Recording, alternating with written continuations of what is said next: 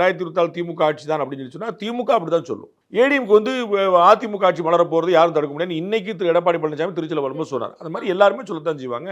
அதுல ஒன்றும் சர்ப்ரைஸ் இல்லை. டிஎம்கே தலைவர் டிஎம்கே ஆட்சி வரப்போன்னு சொல்லல, என்ன சர்ப்ரைஸ் இருக்கு? சரி, ஏடிஎம்கேவோட நிலைப்பாடு எல்லா இடங்கள்லயுமே போட்டி யாருக்குன்னு பார்த்தா என்டிஏக்கும் திமுகக்கும் தான் அப்படின்னு. ஒரு பக்கம் வந்து திமுக அறவே அகற்ற வேண்டும், அகற்றிடுவோம் அப்படின்னு சொல்லிட்டு இருக்காங்க. இந்த பக்கம் பார்த்தா ஏடிஎம்கே என்ன பண்ண போறாங்க, அவங்களோட நிலைப்பாடு எப்படி இருக்கு? ஏடிஎம்கே ஒரு வலுவான கூட்டணி அமைச்சிருக்காங்க, ஒற்றுமையான கூட்டணி அமைச்சிருக்காங்க, அதுக்கு ஒரு பர்பஸோட வச்சிருக்காங்க. அதுல வந்து எந்த விதமான கான்ஃப்ளிக்ட்டும் இல்லை.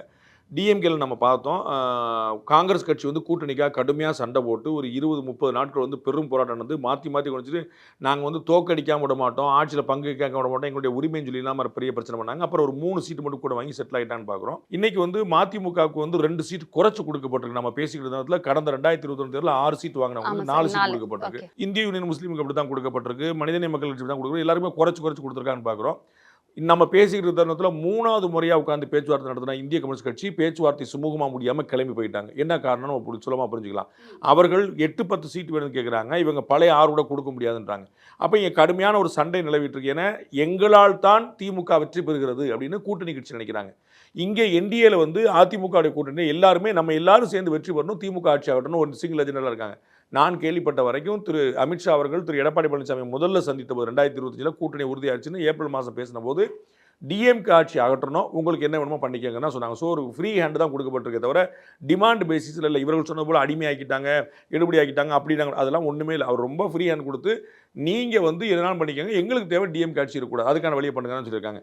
அதனால அந்த கூட்டணி ரொம்ப நம்பிக்கையாக தான் ஃபேஸ் பண்ணிட்டு இருக்காங்க. அண்ட் பெரிய ஒரு எதிர்பார்ப்பு ஏற்படுத்தின அம்மா மக்கள் முன்னேற்ற கழகம். அம்மா மக்கள் முன்னேற்ற கழகம் வந்து கூட்டணியில் சேர்ந்த பிறகு தென் மாவட்டத்தில் பாதிப்பு ஏற்படாது, முக்குலத்தர சமுதாயத்தோட வாக்கு வந்து ஒருங்கிணைஞ்சு வருங்கிற மாதிரி பெரிய கான்ஃபிடன்ஸ் வந்தனால என்டிஏ வந்து ரொம்ப கான்ஃபிடண்டாக அந்த தேர்தலை சந்திக்கிறாங்கன்னு நினைக்கிறேன். சட்ட ஒழுங்கு அப்படின்னு பார்த்தா இப்போ சமீபத்தில் பார்த்தா நிறைய விஷயங்கள் வந்துட்டு நடந்துகிட்டே இருக்கு.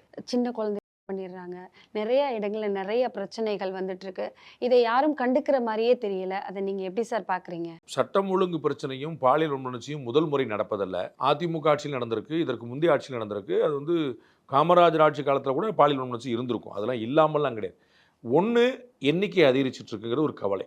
2 அச்சமற்ற தன்மை. அதாவது வந்து இந்த மாதிரி ஒரு செய்யறதுக்கு நம்ம வந்து முன்னாடி என்னன்னா ஒரு தனியாக போன இளம்பெண் பாலியல் வன்முறைன்னு பார்ப்பாங்க. இப்போ 2.5 வயசு குழந்தை 85 வயசு பாட்டி அப்படின்னு யாருமே விடுதலை பார்க்குறோம். 3வது இன்னும் பெரிய கொடுந்துயரம், வழக்கத்தில் இல்லாத ஒரு விஷயம் என்னன்னா கூட்டு பாலியல் வன்கொடுமை. முன்னாடி வந்து ஒருத்தன் குடிச்சிருக்கிறான், அவன் ஏதோ வெறி பிடிச்சிருக்கிறான், ஒரு பொண்ணு தனியாக போகிற பார்க்குறான், அவன் தூக்கிட்டு போயிடறான், பாலியல் முடிச்சுக்கிறாங்கிற குடும்பம் நடந்துருச்சு. இப்போ 2-3 பேர் சேர்ந்து வச்சுட்டு அந்த பொண்ணும் அந்த பையனும் தனியாக போகிறாங்க, அவங்க லவ் பண்ணுறாங்க, இவன் லவ் ஒரு போட சொல்லிட்டு நம்ம அண்ணா நகரில் பார்க்குறோம்.